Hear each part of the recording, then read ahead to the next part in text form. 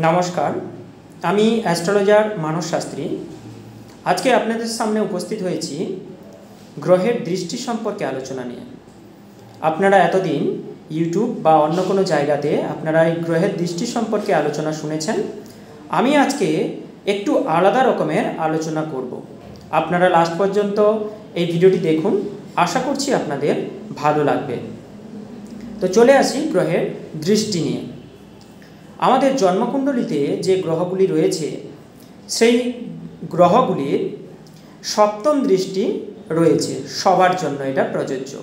অর্থাৎ যতগুলি গ্রহ রয়েছে সবার দৃষ্টি কিন্তু সমসপ্তমে রয়েছে। এর মধ্যে কিছু গ্রহ রয়েছে যাদের কাছে স্পেশাল কিছু দৃষ্টি রয়েছে, যেমন শনির কাছে রয়েছে তৃতীয় দৃষ্টি এবং দশম দৃষ্টি, বৃহস্পতির কাছে রয়েছে পঞ্চম দৃষ্টি ও নবম দৃষ্টি, এবং মঙ্গলের কাছে রয়েছে চতুর্থ দৃষ্টি এবং অষ্টম দৃষ্টি। এদের কাছেও কিন্তু সপ্তম দৃষ্টি রয়েছে, তা বাদ দিয়ে এদের কিছু স্পেশাল দৃষ্টি এরা পেয়েছে। তো এইটা আমরা অ্যাস্ট্রোলজিতে এই দৃষ্টিটা কিভাবে দেখব? দৃষ্টি মানে কি? দৃষ্টি মানে হচ্ছে দেখা। তাহলে আমরা এইভাবে ধরতে পারি, দেখা যাবে আপনি আপনার বাড়িতে রয়েছেন এবং ঠিক আপনার বাড়ির সামনে আরেকটি বাড়ি রয়েছে, এবং সেই বাড়ি থেকে একজন কেউ আপনার দিকে বা আপনার বাড়ির দিকে অনবরত দেখছেন। তাহলে এখান থেকে আপনি হয় ডিস্টার্ব হবেন বা আপনি খুশি হবেন। তো এটা কিভাবে সম্ভব হবে, যে এই ব্যাপারটা কিভাবে দেখবেন? দেখা গেল যে বাড়ির সামনে যে ব্যক্তিটি আপনাকে সবসময় দেখছে তার সঙ্গে আপনার সম্পর্ক কেমন। দেখা গেল ওর সঙ্গে আপনার বন্ধুত্ব সুলভ আচরণ রয়েছে বা ওর সঙ্গে আপনার সম্পর্ক বন্ধুত্ব রয়েছে, তাহলে আপনি খুশি হবেন। আর যদি ও আপনার শত্রু হয়ে থাকে তাহলে আপনি কি করবেন? আপনি ডিস্টার্ব বোধ করবেন ওর দ্বারা, যে আমার বাড়ির দিকে ও কেন দেখছে সবসময়ের জন্য, আপনি এই কারণে ডিস্টার্ব বোধ করবেন। তো এই সম্পর্কে আমি একটা জন্মকুণ্ডলী দিয়ে আজকে আলোচনা করব। তো আপনারা এই জন্মকুণ্ডলীটি দেখুন। তো আমি আজকে আলোচনা করছি জন্মকুণ্ডলীতে দেখে একটা বিচার করছি যে দৃষ্টি নিয়ে কীরকম ফল হয়ে থাকে। এবার আপনারা স্ক্রিনে দেওয়া কুণ্ডলীর দিকে লক্ষ্য করুন। এই কুণ্ডলীতে প্রথম ভাবের স্বামী হচ্ছে বুধ, অর্থাৎ যে লগ্নপতি হচ্ছে বুধ। এই বুধের উপর কোন কোন গ্রহের দৃষ্টি রয়েছে তা আমরা দেখব। অর্থাৎ এই ব্যক্তির জীবনে কোন গ্রহের প্রভাব দেবে। যখন কোনো গ্রহ কোনো অন্য গ্রহকে প্রভাবিত করবে তখন আপনাকে দুটি জিনিস দেখতে হবে। ফার্স্ট হচ্ছে কি? ফার্স্ট হচ্ছে ওই গ্রহের কারকত্ব কি রয়েছে তার প্রভাব পড়বে, এবং সেকেন্ড দেখতে হবে যে ওই গ্রহ কোন কোন ঘরের মালিক, সেই ভাবেরও প্রভাব পড়বে। তো এইবার দেখব এই লগ্নপতি বুধের ওপর কোন গ্রহের দৃষ্টি রয়েছে। এখানে একটি মাত্র গ্রহ শনি বুধের ওপর দৃষ্টি দিচ্ছে। তো আমি আগেই আলোচনা করেছি যে মঙ্গল, শনি, বৃহস্পতি এদের স্পেশাল দৃষ্টি রয়েছে। তো শনির দশম দৃষ্টি পড়েছে বুধের উপর। তো এই দৃষ্টি কেমন কাজ করবে? এই কুণ্ডলিতে শনি 5th ও 6th হাউসের মালিক, তাই এখানে এইটা বলা যাবে যে এই ব্যক্তির সারা জীবন 5th ও 6th হাউসের দ্বারা প্রভাবিত থাকবে। অর্থাৎ পঞ্চম ভাবের জিনিস থেকে ষষ্ঠ ভাবের জিনিসের দ্বারা এ প্রভাবিত হবে। এবং এই যে শনি, এর ন্যাচারাল কারকত্ব একটি রয়েছে। শনি হচ্ছে কি? শনি হচ্ছে ডিসিপ্লিন অর্থাৎ শৃঙ্খলা, হার্ডওয়ার্ক অর্থাৎ কঠোর পরিশ্রমী এবং অলসতা। তো পঞ্চম ও ষষ্ঠ ঘর থেকে প্রভাবিত হওয়া, এছাড়াও ওই ব্যক্তি কঠোর পরিশ্রমী হবে এবং ওই ব্যক্তির মধ্যে শৃঙ্খলাবোধ থাকবে এবং এর মধ্যে কিছুটা অলসতাও থাকবে, কারণ শনি বুধকে দেখছে বা দৃষ্টি দিচ্ছে, তাই শনির দ্বারা সে প্রভাবিত হবে। এবার চলে আসি সেকেন্ড হাউসে। সেকেন্ড হাউস লর্ড হচ্ছে শুক্র। এখানে শুক্রকে কোনো গ্রহ দৃষ্টি দিচ্ছে না, তাই একে আমরা বাদ দিলাম। এবার আসছি থার্ড হাউসে। থার্ড হাউসের লর্ড হচ্ছে মঙ্গল। এর উপর কোনো গ্রহের দৃষ্টি নেই, তাই একেও বাদ দিলাম। তারপর চলে আসি ফোর্থ হাউসে। ফোর্থ হাউসের লর্ড হচ্ছে বৃহস্পতি। এর উপরও কোনো গ্রহের দৃষ্টি নেই, তাই এই ভাবকে বা এই ভাবপতিকেও বাদ দিলাম। এবার আসবো ফিফথ হাউসে। ফিফথ হাউসের লর্ড হচ্ছে শনি।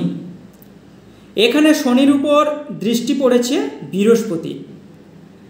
পঞ্চম ভাব হচ্ছে কি শিক্ষা বা শেখা, এবং এখানে বৃহস্পতির কারকত্ব হচ্ছে কি শিক্ষা দেওয়া বা শেখানো। তো বৃহস্পতি কোন ধরনের শিক্ষা দিয়ে থাকে? বৃহস্পতি আধ্যাত্মিকতার শিক্ষা দিয়ে থাকে, ধর্ম নিয়ে জুড়ে থাকা শিক্ষা দিয়ে থাকে, নিজের কালচার নিয়ে জুড়ে থাকা শিক্ষা দিয়ে থাকে। এই সব দিক দিয়ে এই বৃহস্পতি এই সব শিক্ষাগুলি দিয়ে থাকে। তো ফিফথ লর্ডের উপর বৃহস্পতির মতো গ্রহের দৃষ্টি এই বলছে যে এই ব্যক্তির শিক্ষা ভালো হবে এবং এর শিক্ষার মধ্যে কালচারাল ব্যাপারটা থাকবে এবং শিক্ষার মধ্যে ধর্মও জুড়ে থাকবে। এইভাবে আপনাকে ব্যাপারগুলোকে দেখতে হবে। অর্থাৎ দৃষ্টি ও জ্যোতি এই দুটিকে যদি আমরা ভালো করে পড়ে নিতে পারি, তাহলে জন্মকুণ্ডলী দেখা আপনার জন্য অনেক সুবিধা হয়ে যাবে। কারণ আমার হেলথ থেকে শুরু করে আপনার রোগ, কেরিয়ার এই সব এখান থেকে দেখা যায়। আবার আসি রোগের দিকে। রোগের ঘর হচ্ছে কোন ঘর? সিক্সথ হাউস, এবং এর মালিক হচ্ছে কে? শনি। শনির উপর দৃষ্টি বৃহস্পতির রয়েছে। তাহলে আমাদের এই বৃহস্পতি কোন রোগ দিয়ে থাকে? না, বৃহস্পতি লিভারকে নির্দেশ করে, কোলেস্টেরলকে নির্দেশ করে, ফ্যাটকে নির্দেশ করে। যারা মোটা থেকে প্রবলেমে রয়েছেন তার কারণ হচ্ছে বৃহস্পতি। অর্থাৎ বৃহস্পতি কোনো কিছুকে বাড়াতে সাহায্য করে। বৃহস্পতির দৃষ্টি যেই হাউস লর্ডের উপরে পড়বে তাকে বৃদ্ধি করে দেবে।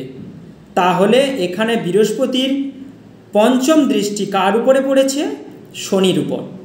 শনি কোন কোন ভাবের লর্ড? শনি হচ্ছে ফিফথ ও সিক্সথ হাউসের লর্ড।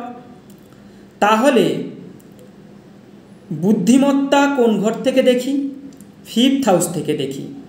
আর রোগ এবং টাকা ধার দেওয়া বা ধার নেওয়া, লোন নেওয়া কোন ঘর থেকে আমরা দেখি? সিক্সথ হাউস থেকে দেখি। তো এখানে ফিফথ হাউস ও সিক্সথ হাউসের মালিক হচ্ছে শনি, তার উপর বৃহস্পতির দৃষ্টি রয়েছে। তাই এই ব্যক্তির বুদ্ধিও প্রচুর থাকবে এবং এর ধার দেনাও প্রচুর থাকবে, কারণ বৃহস্পতি সব কিছুকে বাড়িয়ে দেয়। এরপর চলে আসি সপ্তম হাউসে। সেভেন্থ হাউসের লর্ড হচ্ছে বৃহস্পতি। এর উপরও কারুর দৃষ্টি নেই, তাই আমরা একেও বাদ দিলাম। এইট হাউসের লর্ড হচ্ছে মঙ্গল। এর উপরেও কোনো গ্রহের দৃষ্টি নেই, তাই একেও বাদ দিলাম। নাইন্থ হাউসের লর্ড হচ্ছে শুক্র। এর উপরেও কোনো গ্রহের দৃষ্টি নেই, তাই একেও বাদ দিলাম। এবার দশম ভাবের মালিক হচ্ছে বুধ। এর উপরে শনির দৃষ্টি রয়েছে।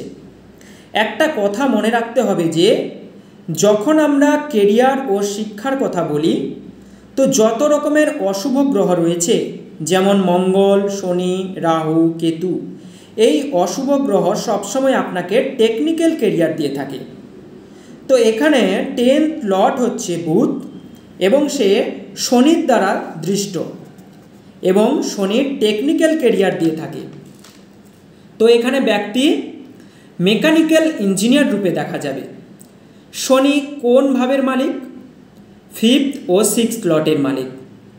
তো এখানে ব্যক্তিকে জব না ব্যবসা করবে দেখব আমরা। এখানে ব্যক্তি জব করবে। এই জব কীরকম হবে?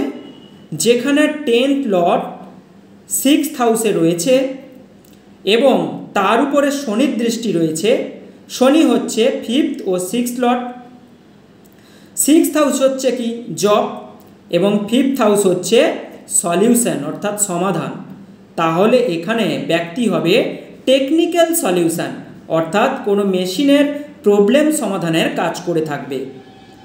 এরপর চলে আসি একাদশ ভাবের মালিক হচ্ছে চন্দ্র, যার উপর কোনো গ্রহের দৃষ্টি নেই, তাই আমরা একেও বাদ দিলাম। 12th লর্ড হচ্ছে রবি, এর উপরও কোনো গ্রহের দৃষ্টি নেই, তাই একেও বাদ দিলাম। তো এইভাবে আপনাকে লিখতে হবে বা জানতে হবে যে যখন কোনো গ্রহের উপর কোনো দ্বিতীয় গ্রহের দৃষ্টি পড়বে তখন দ্বিতীয় গ্রহের দৃষ্টি দেওয়া গ্রহ সেই গ্রহের ব্যাপারে হস্তক্ষেপ করবে, অর্থাৎ যার উপর দৃষ্টি দিচ্ছে তার কাজে হস্তক্ষেপ করবে। সেই গ্রহের কারকতা তত্ত্বের উপর সেই ভাবের মালিক তার উপর ভিত্তি করে হস্তক্ষেপ করবে, অর্থাৎ সে যেই ভাবের মালিক এবং তার একটা নিজস্ব কারকতা রয়েছে সেইটা ভিত্তি করে তার উপর সে হস্তক্ষেপ করবে। তো ব্যাপারটা আপনারা নিশ্চয়ই বুঝতে পারলেন যে দৃষ্টি কিভাবে কাজ করে। তো এইভাবে আপনারা যখন কোনো গ্রহের উপরে কোনো গ্রহ দৃষ্টি দেবে এইভাবে বিচার করবেন, দেখবেন অনেকটা আপনাদের কাছে সুবিধে হয়ে যাবে। তো আজকের আলোচনা এখানেই শেষ করছি, আবার কোনো নতুন এপিসোড নিয়ে আপনাদের কাছে উপস্থিত হব। সবাই ভালো থাকবেন, সুস্থ থাকবেন, সবাইকে ভালো রাখবেন। নমস্কার।